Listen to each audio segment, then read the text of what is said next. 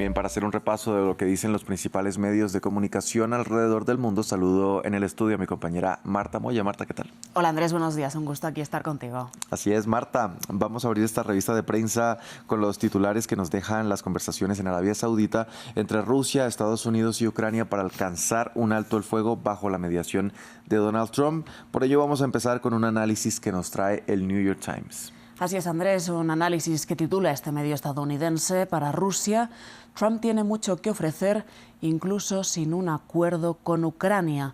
Moscú vería, según el New York Times, beneficios tanto económicos como geopolíticos en seguir esta iniciativa del presidente Trump, pues en lograr ese alto el fuego en Ucrania. Matiza, eso sí, el subtítulo del Times, pero los objetivos del Kremlin no han cambiado.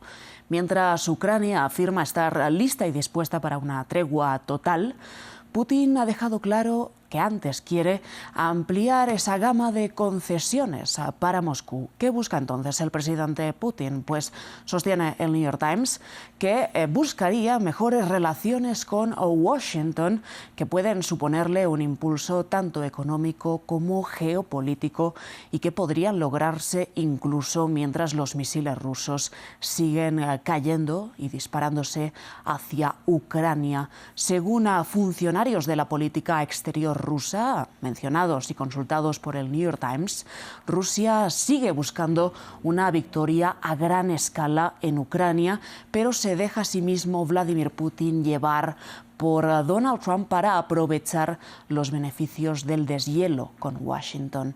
¿Qué podría entonces esperar Putin? Pues refiere el análisis que desde cosas tan básicas como repuestos para los aviones de la marca Boeing rusos a ganancias mucho más amplias en el espectro geopolítico, como una reducción eventual de la presencia de la OTAN en territorio europeo, sobre todo en el fronterizo con Rusia. Dice también el análisis, para terminar, lo que no está claro es si Trump usará esas esperanzas como palanca para conseguir un mayor acuerdo con Ucrania o si en algún momento perderá la paciencia con Vladimir Putin.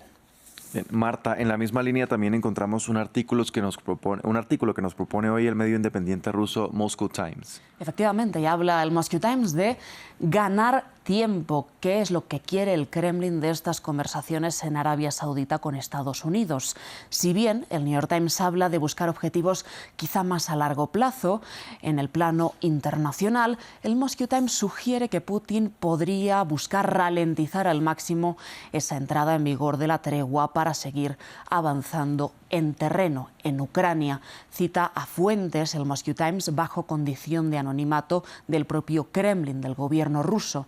Lo ideal para Moscú, dice el Moscow Times, es que Washington les permita a los rusos avanzar tácticamente en el campo de batalla durante las conversaciones con Ucrania. Incluso que presionen a Kiev, Estados Unidos, para que se retiren temporalmente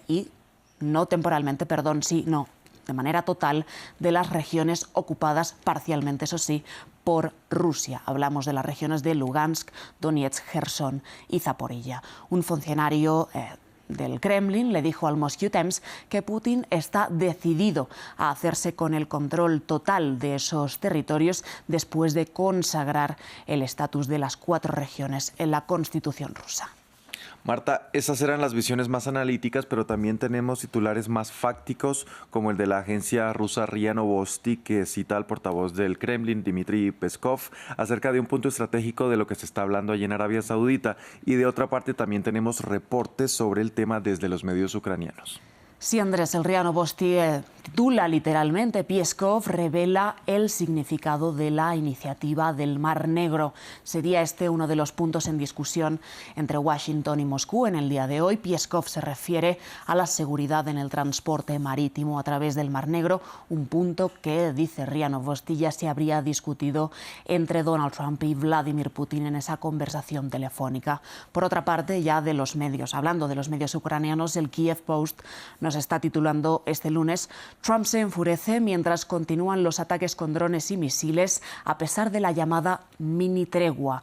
Una fuente cercana al gobierno del republicano dijo recientemente que Trump se frustraría si Ucrania y Rusia siguen lanzándose misiles a las infraestructuras energéticas después de haber alcanzado la tregua para no hacerlo.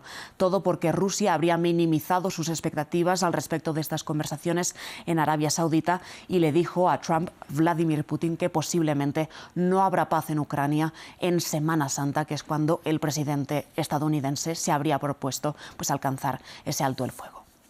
Marta, vamos a cambiar de tema, pero seguimos hablando de Donald Trump porque hoy el Washington Post publicó un análisis que habla de cómo los históricos aliados de Washington buscan ahora dejar de depender de su socio en cuestiones armamentísticas. Sí, Andrés, el Washington Post titula textualmente: la turbulencia de Trump lleva a los aliados a repensar la dependencia de las armas estadounidenses.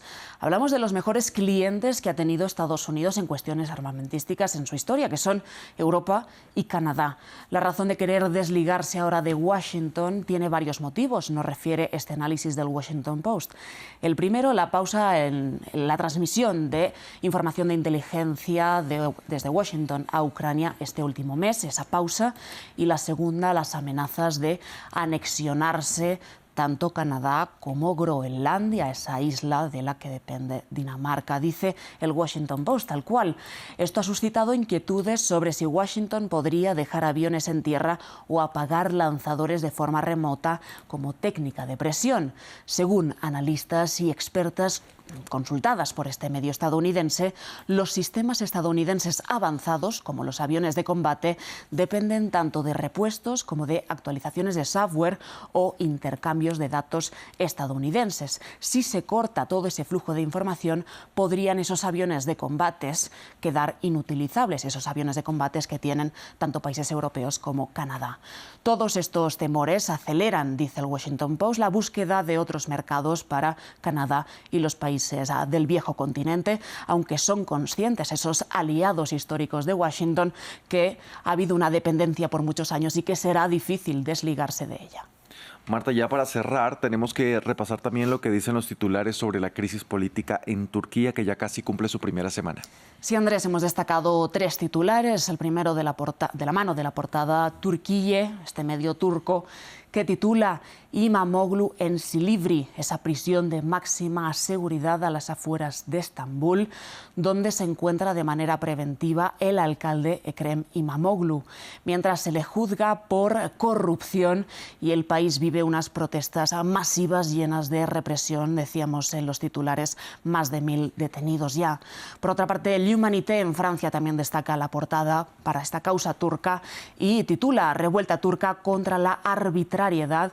Describe L'Humanité en Francia un contexto de represión continua desde las elecciones locales de 2024, mes de marzo, con detenciones desde entonces a 11 alcaldes, decenas de periodistas encarcelados y numerosos medios de comunicación que han tenido que cerrar por orden del presidente Recep Tayyip Erdogan. Por último, el medio estadounidense Político titula también: Erdogan aprovecha el momento geopolítico para sofocar a la oposición democrática y también para enterrar el legado del fundador secular de la República Turca, Mustafa Kemal Atatürk, socavando la democracia, dice Político, reprimiendo a la disidencia y purgando tanto al ejército como a la causa pública. Bien, Marta, muchas gracias por este repaso a la prensa internacional. A ti, Andrés, gracias.